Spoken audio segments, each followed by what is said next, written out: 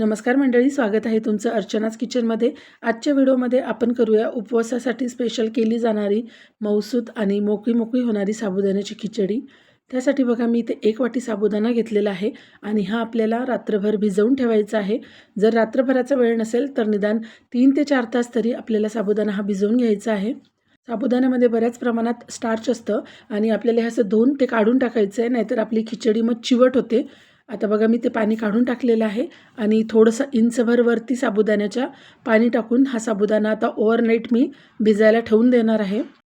साबुदाणा जर छान असा रात्रभर भिजला ना तर आपली खिचडी पण छान मऊसूत होते, कारण साबुदाणा जितका चांगला भिजला जातो तितकी खिचडी ही चांगली होते चवीला।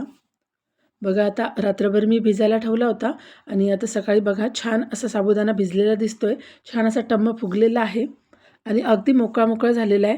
साबुदाणा भिजवताना इंचभर पाणी जे आपण वरती टाकलं होतं ते सगळं साबुदाण्याने शोषून घेतलं आहे आणि छान असा टम्म फुगून छान असा साबुदाणा मोकळा झालेला आहे बघा आपला।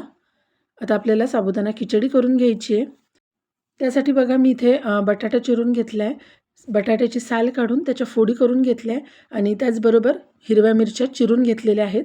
इथे तुम्ही हिरव्या मिरच्या चिरून नसेल टाकायचं तर मिक्सरमध्ये किंवा मग खलबत्त्यामध्ये कुटून पण टाकू शकता।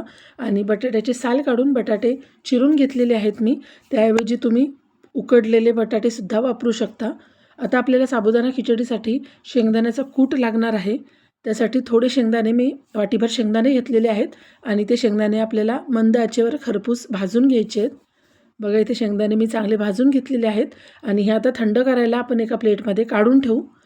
ज्या कढईमध्ये मी शेंगदाणे भाजून घेतले होते तीच कढई आता परत गॅसवर ठेवलेली आहे आणि यामध्ये मी आता टाकून घेते साजूक तूप। इथे तुम्ही तुपाच्या ऐवजी शेंगदाण्याचं तेल जे उपासाला आपण वापरतो ते वापरलं तरी चालेल, पण मी इथे तुपातली साबुदाणा खिचडी करते त्यामुळे मी इथे साजूक तूप घेतलेलं आहे। आता या तुपामध्ये आपण ज्या मिरच्या चिरून घेतल्या होत्या त्या मिरच्या टाकून घ्यायच्या आहेत। छान अगदी 1 मिनिटभर या मिरच्या परतून घ्यायच्या आहे। त्यानंतर आपण जे बटाटे चिरून घेतले होते ते बटाटे आता मी टाकून घेते तुपामध्ये। आता हे कच्चे बटाटे वापरलेले त्याच्यामुळे हे वाफवून घेणं गरजेचं आहे, त्यामुळे आधी हे बटाटे चांगले वाफवून घ्यायचे आहेत। तुम्हाला जर असे चिरून बटाटे वापरायचे नसतील तर बटाटे उकडून घ्यायचे मग। आता ह्यामध्ये टाकून घेणार आहे मी थोडे शेंगदाणे। हे शेंगदाणे पूर्णपणे ऑप्शनल आहे, कारण आपण दाण्याचा कूट पण वापरणार आहे, त्यामुळे शेंगदाणे नाही घातले तरी चालतील, पण साबुदाणा खिचडीमध्ये असे शेंगदाणे खूप छान लागतात। छान असे तुपावर परतल्या जातात आणि चवीला खूप छान लागतात। आता हे बटाटे चांगले वाफवून घेण्यासाठी मी यावर झाकण ठेवून घेते आणि एक वाफ काढून घ्यायची, म्हणजे वाफ काढून घेतली की आपले बटाटे चांगले वाफाळले जातील। मग बघू आपण झाकण काढून, बघा छान अशी वाफ आलेली दिसते। बटाटे आता शिजलेत का ते सुद्धा आपण एकदा चेक करून घेऊ। वाफेवर चांगले बटाटे शिजलेले दिसत आहेत बघा। बघा इथे मी उलथण्याच्या साहाय्याने एक बटाटा दाबून बघितला आणि अगदी सहज तो दाबला जातोय, म्हणजे आपले बटाटे चांगले वाफायला गेलेले आहेत। आता आपल्याला याच्यामध्ये साबुदाणा टाकून घ्यायचा आहे। बघा इथे आता मी हा साबुदाणा सगळा टाकून घेतलेला आहे आणि यानंतर आपण जे शेंगदाणे भाजून घेतले होते ते मी मिक्सरमध्ये थंड झाल्यानंतर त्याचा कूट करून घेतलेला आहे शेंगदाण्याचा।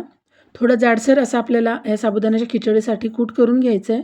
बघा इथे हा कूट पण आता मी टाकून घेते, शेंगदाण्याचा कूट, आणि त्याचबरोबर चवीनुसार आपल्याला इथे मीठ पण टाकून घ्यायचं आहे। साबुदाणा खिचडीमध्ये बरेच जण जिरे घालतात, तुम्ही जर खात असाल तर यामध्ये सुरुवातीला आपण जेव्हा तूप टाकलं होतं त्यावेळेस जिरे टाकले तरी चालतील।